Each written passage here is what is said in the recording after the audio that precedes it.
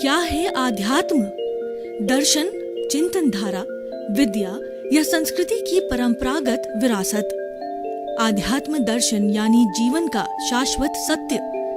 मानव जीवन से जुड़े शाश्वत सत्यों को जानिए और समझिए उपासक डॉक्टर सोहन राज तातेड़ से हमारे खास कार्यक्रम आत्मविज्ञान में। आत्मविज्ञान यानी सही दृष्टि, सही सोच। भाई और बहनों, मातृशक्ति को नमन।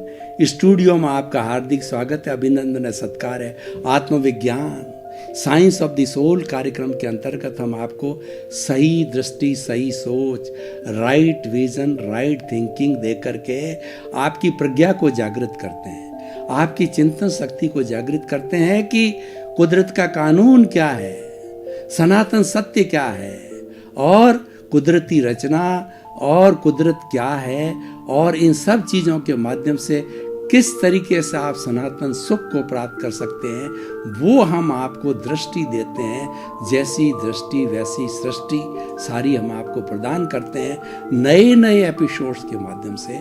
तो आज का हमारा बहुत सुंदर एपिसोड है कि द्रव्य कर्म और भाव कर्म। भाई और बहनों, इतना तात्विक विषय है, इतना सुंदर विषय है कि आप इसको हृदयंगम कर लो, आत्मसात कर लो, तो आपका जीवन कहीं का कहीं हो जावे। आप दुख को छोड़ के सुख में जा सकते हो, आप स्वर्ग में जा सकते हो। हमारा आत्मविज्ञान कार्यक्रम व्यक्ति सुधार का कार्यक्रम है। हम ये मानते हैं अगर व्यक्ति सुधर गया, परिवार सुधरेगा, परिवार सुधर गया, समाज सुधरेगा, समाज सुधर गया तो राज्य सुधरेगा, राज्य सुधर गया तो देश सुधरेगा, देश सुधर गया तो विश्व सुधरेगा। 7 अरब की जनसंख्या, चराचर जगत पूरा सुधर जाएगा। मनुष्य सुधरेगा तो सृष्टि अपने आप सुधर जाएगी। सृष्टि तो वीतराग है, चराचर जगत को नहीं सुधारना है, मनुष्य बिगड़ा हुआ है, उसको सुधारना है। तो आज का बहुत ही सुंदर विषय आप अगर हृदयंगम करोगे तो सुधर जाओगे। तो आज का हमारा विषय है द्रव्य कर्म और भाव कर्म। सबसे पहले हम देखना चाहेंगे कर्म क्या है। कर्म का अर्थ होता है कार्य करना, हिलना डुलना, परिश्रम करना, खाना पकाना, ऑफिस जाना और दो भाषण देना।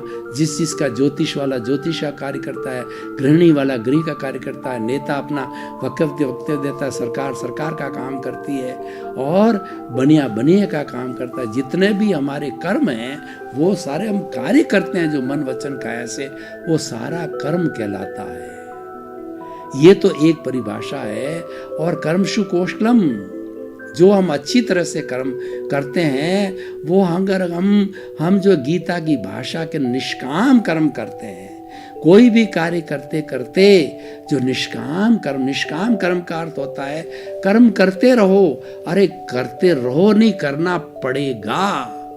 आप पीछे से कर्मों का पुलिंदा लेकर के आए हो। जन्म जब से माँ के गर्भ में एम्ब्रियो बने हो तब से कर्म स्टार्ट हो गया।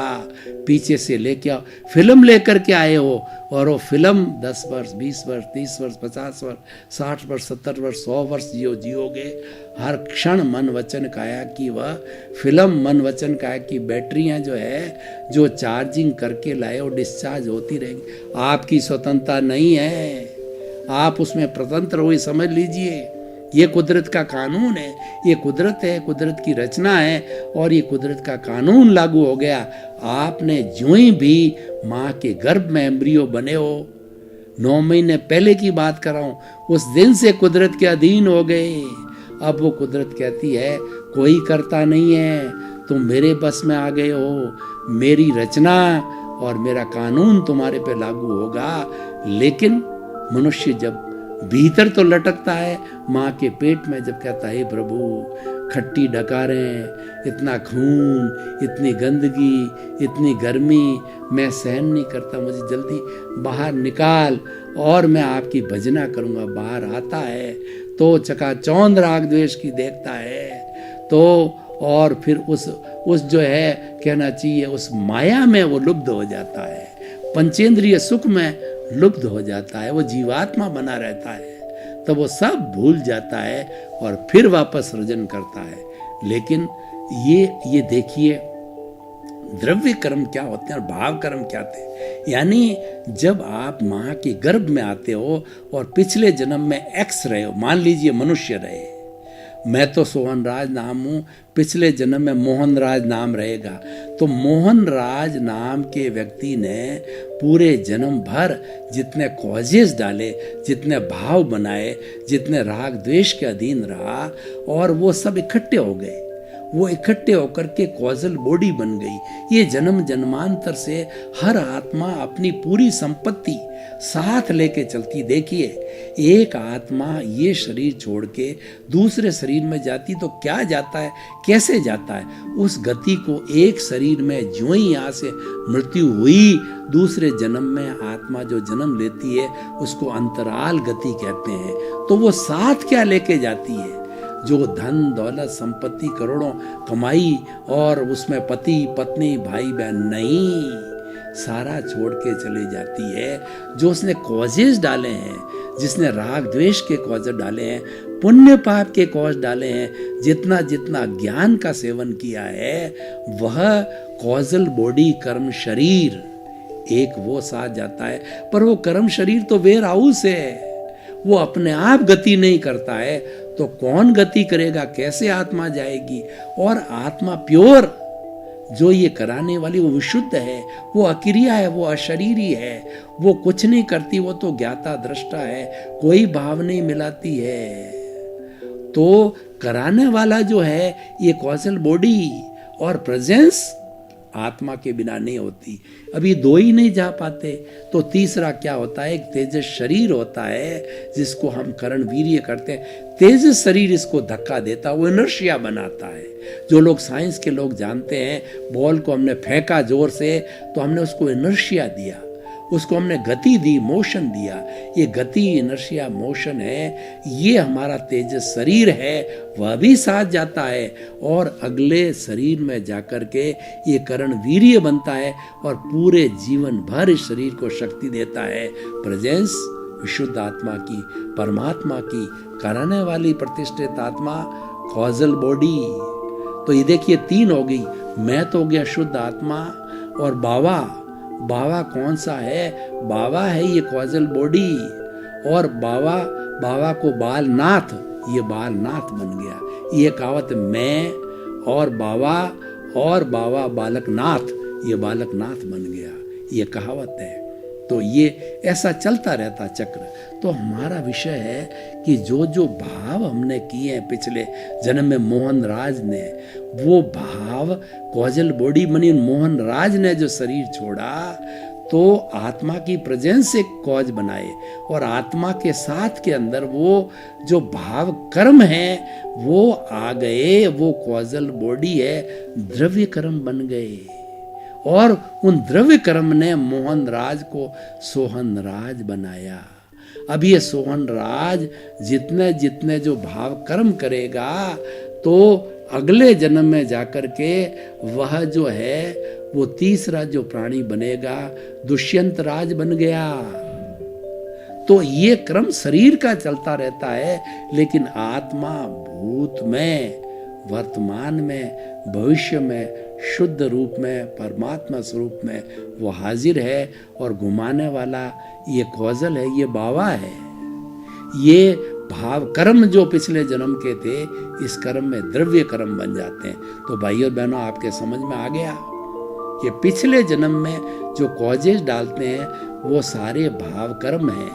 वो हमारे भाव कर्म बीज बन करके इस कर्म में जब दूसरा जन्म लेते हैं तो द्रव्य कर्म बन जाते हैं, और द्रव्य कर्म के अनुरूप हमें जो है वो सुख दुख की अनुभूति होती है।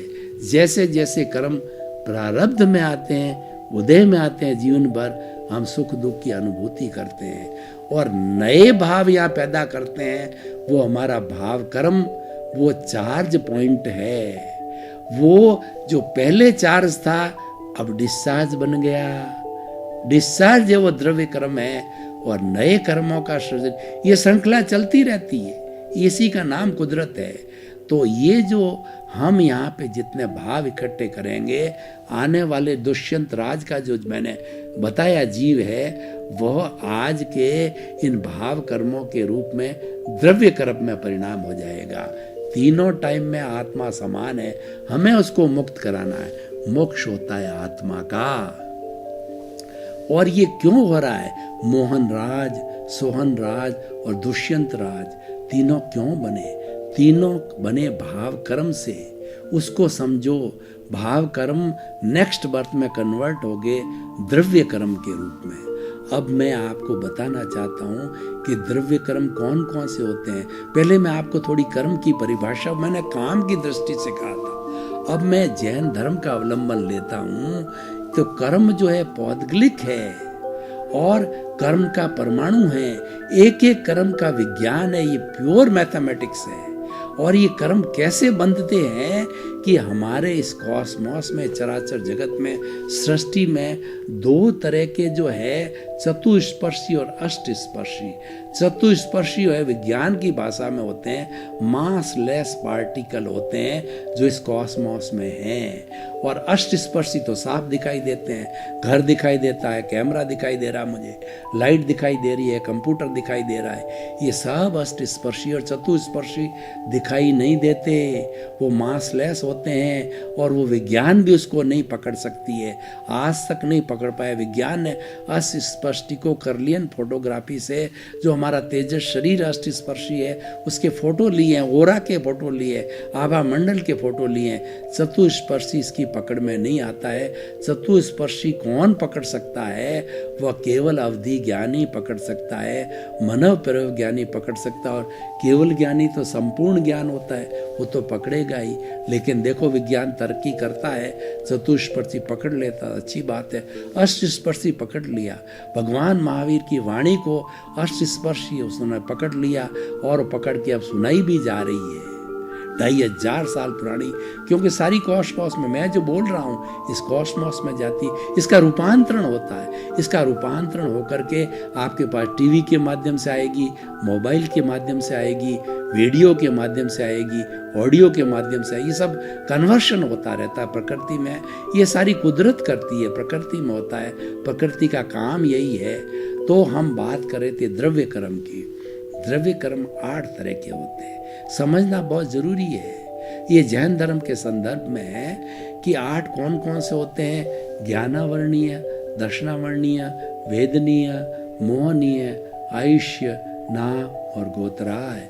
मैं इसको 2 भागों में क्लासिफाई करता हूँ, एक घाती कर्म और दूसरे अघाती कर्म। घाती कर्म होते हैं वो आत्मा का गला घोंटते हैं। जो परमानेंट तत्व आत्मा है, शरीर तो हर बार बदलता है। एक का आयुष्य खत्म हुआ, दूसरे का आयुष्य जन्म लेते ही दूसरे का आयुष्य प्रारंभ। जन्म से मृत्यु तक वह आयुष्य कर्म कहलाता है। उससे एक क्षण भी अधिक वह न तो घट सकता है न बढ़ सकता है। ये आयुष्य हमारा जो हम जो है इस जन्म में जो है इसको अर्जित करते हैं, वो अगले जन्म का आयुष्य हो जाता है। पूर्व जन्म का आयुष्य हम लेकर के आते हैं साथ के अंदर। आयुष्य कर्म का बंधन एक बार ही होता है और 7 कर्मों का बंधन होता है, वो हर क्षण होता रहता है। हर क्षण उसका प्रारब्ध होता है और उसका उदय होता है और बंधन भी हर क्षण होता है। आयुष्य का जीवन में एक बार होता है। तो भाई और बहनों, अब देखिए घाती कर्म है जो आत्मा की घात करते हैं, आत्मा से जुड़े होते हैं। ज्ञानावर्णीय, दर्शनावर्णीय, मोहनीय। ये 3 क्या है कि मिथ्या दर्शन, मिथ्या ज्ञान और मिथ्या चारित्र मोहनीय कर्म है। तो हमारा ज्ञानावर्णीय कर्म क्या होता है? आत्मा के ऊपर ज्ञान का आवरण डाल देता है।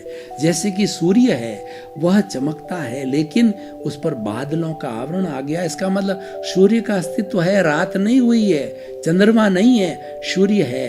परंतु वो बादलों का घना आवरण आने से हमको लगता है कि रात हो गई, अंधकार हो जाता है। उसी तरीके से ज्ञान, ये भीतर जो बैठा है वो तो शुद्ध पारसमणि है, वो शुद्ध हीरा है, पर उस पर आवरण आ गया ज्ञान का। आवरण का अर्थ होता है कि ज्ञान नहीं था, वह ज्ञान में ही रहता है। और जब ज्ञान का पर्दा हटता है, ज्ञानावर्णीय कर्म जो है वह जो ज्ञानावर्णीय कर्म जो है वह जो है वह एक ज्ञान के पट्टी की तरह होता है, आँख पे पट्टी की तरह होता है। आँख पे जो पट्टी बांधते आदमी को नहीं दिखाई देता है, उसी तरह से आत्मा पर ज्ञान का आवरण आ जाता है। ज्ञान तो भीतर है, अनंत ज्ञान वाली है, वह आवरण का पर्जा है, वह अज्ञान रूपी आवरण है। वो ज्ञानावरणीय कर्म को हम अज्ञान कह सकते हैं अपनी भाषा में। जो ही अज्ञान को हटाओगे और धीरे धीरे साफ करोगे ज्ञान के द्वारा, तब ये हमारा ज्ञानावरणीय कर्म का पर्दा हटता है। अब देखिए ज्ञानावरणीय क्यों बनता है और इस पर्दे को कैसे हटाया जा सकता है, यानी कैसे इससे मुक्ति होती, दोनों बताना चाहता हूँ। ज्ञानावरणीय कर्म जो है हमारा जो है अर्यंत सिद्ध साधु आचार्य, और हमारा अर्यंत सिद्ध और आचार्य उपाध्याय और साधु, ये पंच परमेष्टि है, ये ज्ञानी पुरुष है। कोई भी ज्ञानी पुरुष के ज्ञान की अवहेलना, ज्ञान की इंसल्ट और ज्ञान की निंदा और ज्ञान को जो है हम बुरा भला बताते हैं, राग द्वेष करते हैं, तो ज्ञानावरणीय कर्म का बंधन होता है। कोई बेचारा बच्चा पढ़ रहा है, उसकी पुस्तक को फेंक दिया, जला दिया, और कोई बेचारा सत्संग करा रहा है ज्ञान की, उसकी सत्संग को हटा दिया, वहाँ पर झगड़ा कर दिया, फिसाद कर दिया। यानी ज्ञान का कोई भी माध्यम लेना देना चल रहा है, उसके बीच में आपने व्यवधान डाल दिया, ज्ञानी पुरुषों की इंसल्ट करते हैं, तो आपके ज्ञान का आवरण बनता है। छूटना, देखिए कि जो दवाई से बनता है उसका एंटी दवाई दी जाती है, उसकी प्रतिरोधात्मक शक्ति को पैदा, हर एक का कारण है। जहर को जहर से मारा जाता है, तो ये जो जहर ज्ञानावरणीय कर्म होता है, इसकी प्रतिरोधात्मक, ये जो अज्ञान है इसकी प्रतिरोधात्मक शक्ति ज्ञान है। वो क्या है? इन पांचों ज्ञानी पुरुषों को अर्यंत सिद्ध आचार्य उपाध्याय साधु पंच परमेष्टि और ज्ञानी पुरुषों की जो है आप खूब खूब सेवा करो, उनमें विश्वास करो, ज्ञानियों के द्वारा किए गए विषय पर जो है शंका मत करो। जिन वाणी के अंदर आप जो आस्था रखो, प्योर आस्था रखो कि ज्ञानी पुरुष ने कहा है, उस पर बिल्कुल शंका नहीं करनी है। उसकी जब आप उसकी विनती करोगे, उसकी आप आराधना करोगे, उनके वाणी में विश्वास करोगे, तो ये ज्ञानावरणीय कर्म हट जाता। ज्ञान को बांटोगे, ज्ञान दान महादान, बच्चों को पुस्तकें बांटो, ज्ञान लिख लिख करके दो और सत्संग कराओ, और ज्ञान वाणी को बड़े बड़े आचार्यों के जो है वो एपिसोड्स को लोगों के सामने रखो, ज्ञान को बांटो। जैसे मैं ज्ञान को बांट रहा हूँ तो मेरा ज्ञानावरणीय कर्म शुद्ध हो रहा है। 2000 एपिसोड्स आज तक बांट चुका हूँ। तो इस तरीके से ज्ञान जो आपके भीतर है, तो उसको जितना जितना बांटते रहोगे तो ज्ञान का पर्दा हटता रहेगा और ज्ञानावरणीय कर्म से हम मुक्त होते हैं। दर्शनावरणीय कर्म होता है श्रद्धा, ईश्वर में विश्वास होना, अपने खुद की आत्मा में विश्वास होना। ज्ञानी पुरुष में ज्ञान देता है, 100% प्रतीति करा देता, श्रद्धा जागृत करता है, करा देता है। तुम शुद्ध आत्मा हो, 24 घंटे याद रखो, मैं शुद्ध आत्मा हूँ, मैं ज्ञाता हूँ, मैं दृष्टा हूँ। ये शरीर है वो कर्मों के भुगतान के लिए, ये अलग है, मैं अलग हूँ। रात को 12 बजे खड़ा करे कि तुम कौन हो, तो तुम कहोगे मैं तो शुद्ध आत्मा हूँ। शरीर अलग है, मैं अलग हूँ, भेद विज्ञान करोगे। ये शरीर नाशवान है, ये जड़ है और मैं चेतन हूँ, तुरंत भेद विज्ञान करोगे, अपना एहसास करोगे। श्रद्धा है। तो कहने का मतलब पंच परमेष्टि में श्रद्धा, वही बातें जो ज्ञान की वो दर्शन में लागू होती है।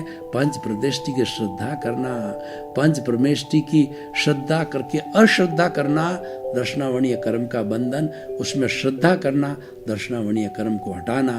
दर्शनावरणीय कर्म जो होता है वह एक पुजारी की तरह होता है। भगवान भीतर विराजमान है, पुजारी ने पर्दा डाल दिया।